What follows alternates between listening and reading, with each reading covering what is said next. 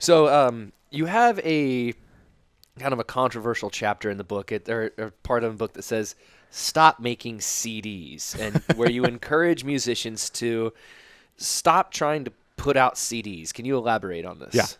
So now I want to be careful in this. I don't want people to stop recording themselves. But I've never, ever, ever, ever, ever, ever, ever booked a band based off of a CD or a recording or anything like that. I think you need one good recording that you can send people, but it's not going to get you a gig. It might get you a gig at some places that you may not necessarily care about getting a gig. I may be wrong. Again, there's no one way to do this, but me personally and none of the talent buyers that I work with book based off of records. They just don't. And so what happens is you get billed with a group of musicians, and there's 3 people on the night, there's 5 people on the night, whatever it is, and they've all got CDs, and they're giving CDs out, or they're selling them, or they're whatever, and people are coming up to you going, "Man, I really loved your set. Where can I get your CD?" And they're always asking that question. And so I know musicians, because they're embarrassed that they don't have a CD, scrape together all the money they can so that they can put one out, and tried so hard to just put out CDs. And so they'll scrape together, say $1,000. They'll play here. I mean, it's not, you could put together $1,000 if you just played whatever gigs you could get, put your money aside, you scrape together $1,000, and you go, okay, I'm going to go to somebody here in town. It's my buddy, whoever they are, and they've got their own home studio. We're going to put together a record, and we're going to make this thing happen. You put out, 10 tracks or whatever.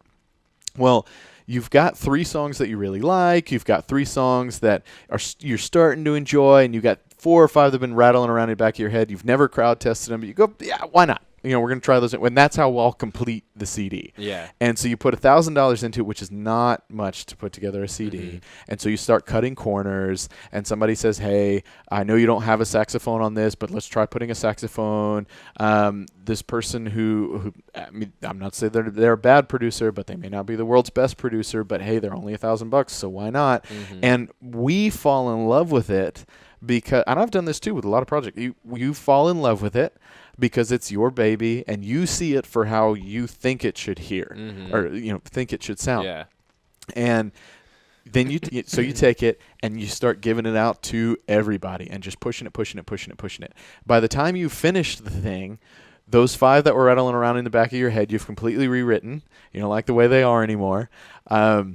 The song of yours that should be a smash hit that the crowd loves isn't produced to sound the same way that you normally play it, and your core may not say it, but they're a little disappointed. and again, this is not the case for everybody. Yeah. I've just seen this happen a lot. Now, so what I suggest people do, if they want to go this route, this is not, again, there's no one way to do this, but the way I encourage people to do it is, okay, if you have a band, if you're an artist that falls in that genre, I've talked a lot about beat making. Yeah. Beat making not necessarily following this formula no, at all. not at all. At all. No. But if you're an artist that is you're a singer-songwriter, if you've got a band or something like that's kind of what I'm speaking to. Yeah, for sure.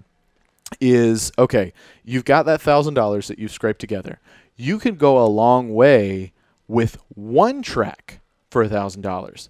One killer, awesome. I'm going to take it to a great producer. Now, not a producer that's going to take it and run with it and do something that you don't want so that it doesn't sound like you anymore, because that can happen too. But taking it to a really great producer that's not only going to be able to hear it for what it really is, but also what it can be, is going to help you in that production process and can really crank out something super, super killer.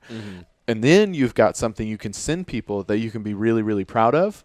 And that is what you can put out there. So you can start sending that to venues. You can start sending that to fans, all that kind of stuff. It's not a CD, but it's one track. Now, but it's also a track that you've played that song a million times for the fans. You know which one they like the most. You're happy with it because you're not complete. You've played it for a long amount of time. It's the one song that really stands out.